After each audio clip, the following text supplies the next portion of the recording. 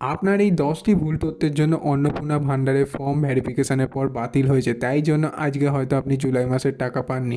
তো কি ওই 10টি ভুল কীভাবে আপনি এইগুলো ঠিক করতে পারবেন, দিয়ে আবার ফর্ম অ্যাপ্লাই করে জমা দিতে পারবেন, তাহলে আপনার কোনো ভুল ত্রুটি না হয়। তো চলুন দেখে নেওয়া যাক এই ভিডিওতে।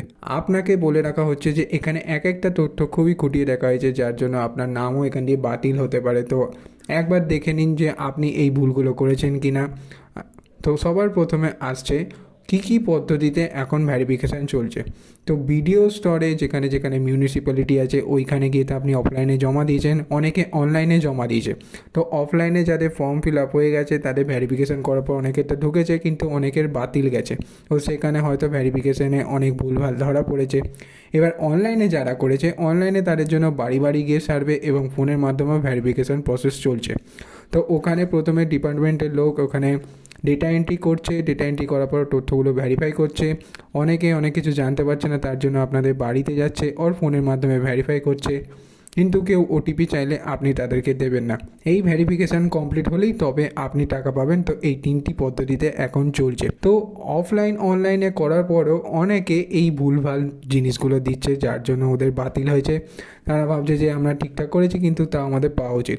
কিন্তু না, এখানে দেখে নিন, আপনি যদি ইনকাম ট্যাক্স পেই হয়ে থাকেন, এখানে আপনার ইনকাম ট্যাক্স ফাইল থাকে, অনেক বাড়ি কিনে রেখেছেন, আরে কিন্তু আপনি পাবেন না। ওখানে প্যান কার্ড দিলেই আপনার নাম ধরা পড়বে, তো ওখানে তখনই ক্যান্সেল হয়ে যাবে।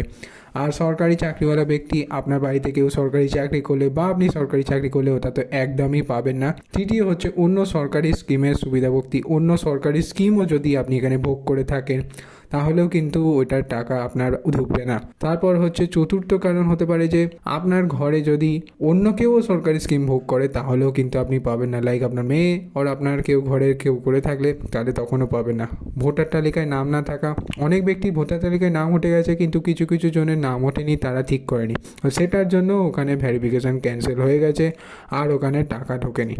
4 চাকা গাড়ি থাকা ব্যক্তি, আপনি যদি এই রকম গাড়ি আছে আপনার আর আপনি ওখানে কোনো ডিটেলস ঠিকঠাক করে ভরেননি, উল্টোপাল্টা দিচ্ছেন, তো তার কারণে ভেরিফিকেশান ক্যান্সেল হতে পারে। 7 হচ্ছে নথিপত্র বা তথ্য যাচাইছে এখানে প্রবলেম। আপনি ওখানে আধার কার্ডে কিছু ভুল করেছেন, প্যান কার্ড ডিটেলসে ভুল করেছেন, ব্যাঙ্ক ডিটেলস কিছু ভুল করেছেন, ঠিকানায়, তো ওইখানে সঙ্গে সঙ্গে আপনার দেখা উচিত, কারণ এখানে অনেকের এই কারণেও ভুলভাল এদিক ওদিকের জন্য টাকা ঢুকছে না। আপনিও যদি হতে পারেন এরকম, তো এক্ষুনি বিডিও অফিসে গিয়ে ওটা ঠিক করে নিন, তো ভেরিফাই করে আবার আপনি আবেদন করতে পারবেন। আর সরকারি পেনশনভোগী ব্যক্তি, যদি আপনার বাড়ি থেকেও সরকারি টাকা পায়, পেনশনভোগী করে হয়ে থাকে, আপনি যদি পেনশন ভোগ করেন, তা আপনি কিন্তু ওখানে এটা পাবেন না। তারপর পাকা বাড়ি থাকলে, তো 3 তলার বেশি পাকা বাড়ি ওর আপনার যদি 3টের বেশি পাকা বাড়ি থাকে তাহলে কিন্তু আপনি পাবেন না। যাদের কম আছে তাদের কোনো অসুবিধা নেই এইখানে, তারা কিন্তু পেয়ে যেতে পারে। আর ডিবিটি লিঙ্ক না থাকা, ডিবিটি মানে হচ্ছে ডিরেক্ট বেনিফিট ট্রান্সফার। তো এইখানে আপনি ব্যাঙ্ক ডিটেলস পুট করবেন, আপনার কাছে ডিরেক্টলি ব্যাঙ্কে চলে আসবে। তো এই জিনিসটা আপনার লক্ষ্য করা উচিত ছিল। যদি এইটা ভুল করে না থাকে, আপনি না করে থাকেন, তাহলে কিন্তু সব গেল। তো এই মূলত 10টি কারণে এখন আপনার এখানে টাকা ঢুকবে না।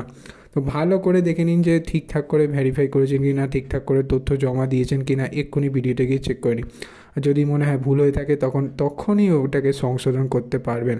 তা আমি আপনাকে বলবো যে এগুলো আপনার জন্য কালেক্ট করে ঠিকঠাক সোর্স থেকে আপনাকে জানিয়েছি, বিডিও অফিস থেকেও আমি এখানে সংগ্রহ করে জেনেছি। তো এইটুকুনি বলবো যে প্রথমে ঠিকঠাক করে ডকুমেন্টসগুলো যাচাই করুন, আবার আবেদন করতে পারবেন, এবং কি করে আবেদন করতে পারবেন, কবে ভেরিফিকেশান কমপ্লিট হবে, সব কিছু এই ভিডিওতেই আপনাকে জানাবো। তো এই ভিডিওতে যদি ভালো লাগে চ্যানেলটিকে সাবস্ক্রাইব করে বেল আইকনও প্রেস করে থাকবেন।